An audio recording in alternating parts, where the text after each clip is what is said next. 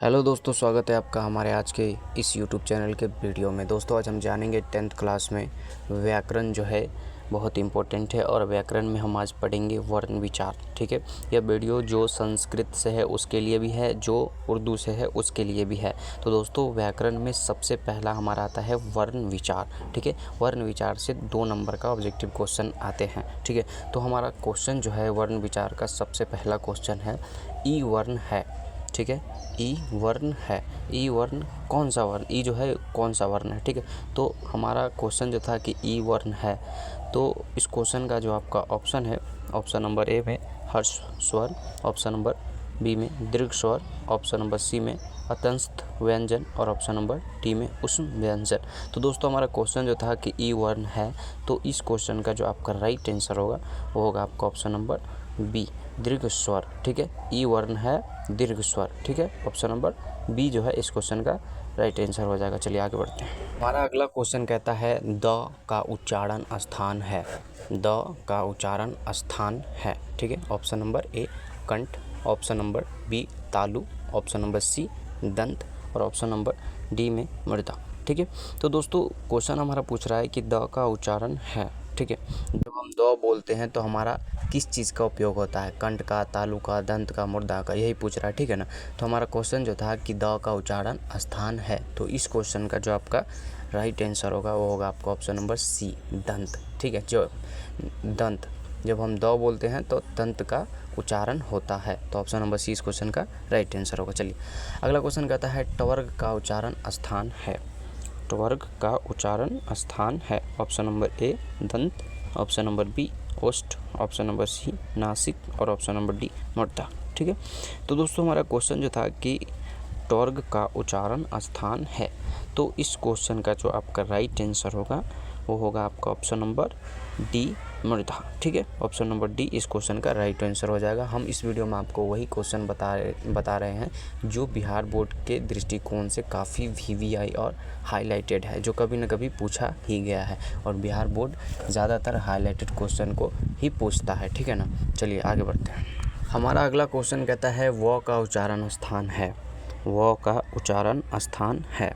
ठीक है, option number A दंत, ऑप्शन नंबर बी ओष्ठ, ऑप्शन नंबर सी दंतोट्स और ऑप्शन नंबर डी में मृदा। ठीक है दोस्तों अगर अभी तक आप हमारे चैनल को सब्सक्राइब नहीं किए हैं तो प्लीज़ हमारे चैनल को सब्सक्राइब कर दीजिए। अब 10th में हो चाहे 12th में, हम आपके अच्छे रिजल्ट लाने में आपकी काफ़ी सहायता करेंगे और आपके साथ कंधे से कंधे मिलाकर खड़े रहेंगे। तो प्लीज़ आप हमारे दोस्त बन जाएं, हमारे चैनल को सब्सक्राइब कर दीजिए। तो हमारा क्वेश्चन जो था कि व का उच्चारण स्थान है, तो व का उच्चारण स्थान है, इस क्वेश्चन का जो आपका राइट आंसर होगा वो होगा आपका ऑप्शन नंबर सी दंतोट्स। ठीक है, ऑप्शन नंबर सी इस क्वेश्चन का राइट आंसर हो जाएगा। चलिए आगे बढ़ते हैं और अगला ऑब्जेक्टिव क्वेश्चंस को देखते हैं।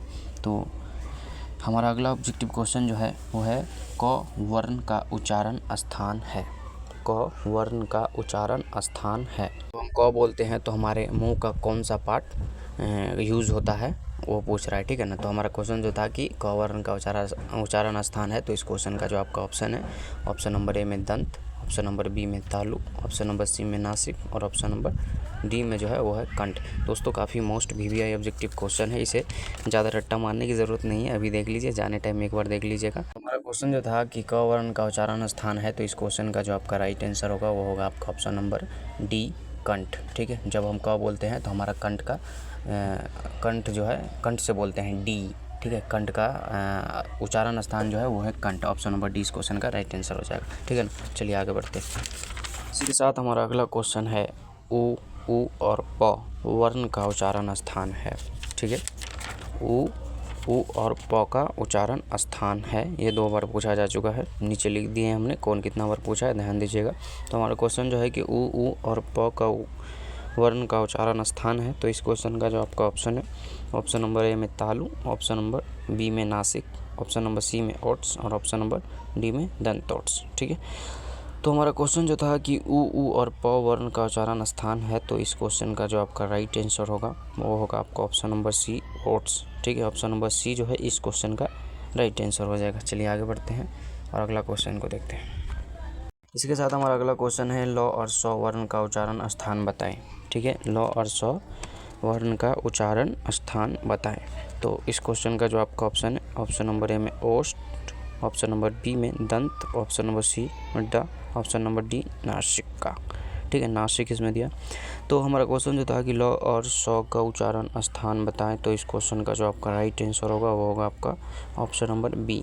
ठीक है, ऑप्शन नंबर बी इस क्वेश्चन का राइट आंसर हो जाएगा। चलिए आगे बढ़ते हैं और अगला ऑब्जेक्टिव क्वेश्चन को देखते हैं। तो हमारा अगला ऑब्जेक्टिव क्वेश्चन कहता है छ वर्ण का उच्चारण स्थान क्या है।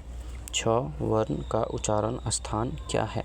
ऑप्शन नंबर ए कंठ, ऑप्शन नंबर बी तालु, ऑप्शन नंबर सी मुद्दा और ऑप्शन नंबर डी में जो है वो है दंत। ठीक है, तो हमारा क्वेश्चन जो था कि छ का उच्चारण स्थान क्या है।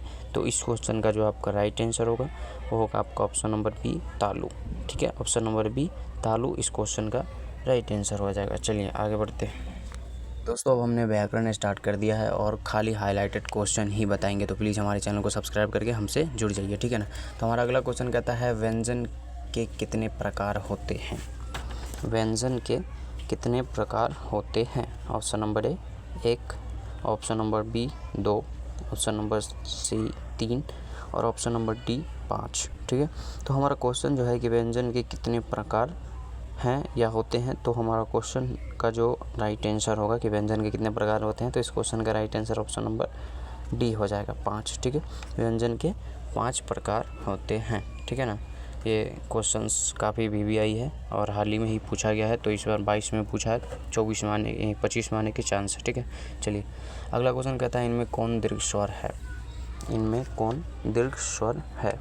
इस क्वेश्चन का जो आपका ऑप्शन है, ऑप्शन नंबर ए में अ, ऑप्शन नंबर बी में ई और ऑप्शन नंबर सी में जो है वो है ए और ऑप्शन नंबर डी में चौ। ठीक है, तो हमारा क्वेश्चन जो है कि इनमें कौन दीर्घ स्वर है। इस क्वेश्चन का जो राइट आंसर होगा कि इनमें कौन दीर्घ स्वर है, इस क्वेश्चन का राइट आंसर आपका हो जाएगा ऑप्शन नंबर बी ई। ठीक है, इनमें कौन दीर्घ स्वर है, ई। ऑप्शन नंबर बी इस क्वेश्चन का राइट आंसर है। चलिए अगला क्वेश्चन कहता है स्वर वर्ण की संख्या, स्वर वर्णों की संख्या कितनी है। स्वर वर्णों की संख्या कितनी है। व्याकरण अगर अभी तक नहीं पढ़े तो कोई बात नहीं, लेकिन अगर व्याकरण थोड़ा सा भी पढ़े होंगे तो इस क्वेश्चन का राइट आंसर जो है सभी को मालूम होगा। प्लीज़ कमेंट बॉक्स में हमें ज़रूर बताएं। ठीक है ना। तो इस क्वेश्चन का जो है कि स्वर वर्णों की संख्या कितनी है, तो इस क्वेश्चन का ऑप्शन है 10, ऑप्शन नंबर बी में 11, ऑप्शन नंबर सी में 17, ऑप्शन नंबर डी में 21। तो हमारा जो क्वेश्चन था कि स्वर वर्ण की संख्या कितनी है, तो इस क्वेश्चन का राइट आंसर होगा आपका ऑप्शन नंबर बी 11। ठीक है, ऑप्शन नंबर बी 11 इस क्वेश्चन की राइट आंसर हो जाएगी। स्वर वर्ण की संख्या 11 है। चलिए दोस्तों आगे बढ़ते हैं और इस वीडियो के सबसे लास्ट क्वेश्चन और मोस्ट VVI ऑब्जेक्टिव क्वेश्चन है व्यंजनों के अंत में हलंत लगने पर उसका मान होता है। ठीक है, व्यंजनों के अंत में हलंत लगने पर उसका मान होता है। ऑप्शन नंबर ए आधा, ऑप्शन नंबर बी चौथाई, ऑप्शन नंबर सी तिहाई और ऑप्शन नंबर डी संपूर्ण। ठीक है, तो व्यंजनों के अंत में हलंत लगने पर उसका मान क्या होता है। इस क्वेश्चन का जो आपका राइट आंसर है वो है आपका ऑप्शन नंबर ए आधा। जिस भी व्यंजन के अंत में हलंत लग जाए मतलब वो आधा हो गया। ठीक है, ऑप्शन नंबर ए इस क्वेश्चन का राइट आंसर हो जाएगा। चलिए दोस्तों मिलते हैं फिर से कोई दूसरे वीडियो में, तब तक के लिए बाय।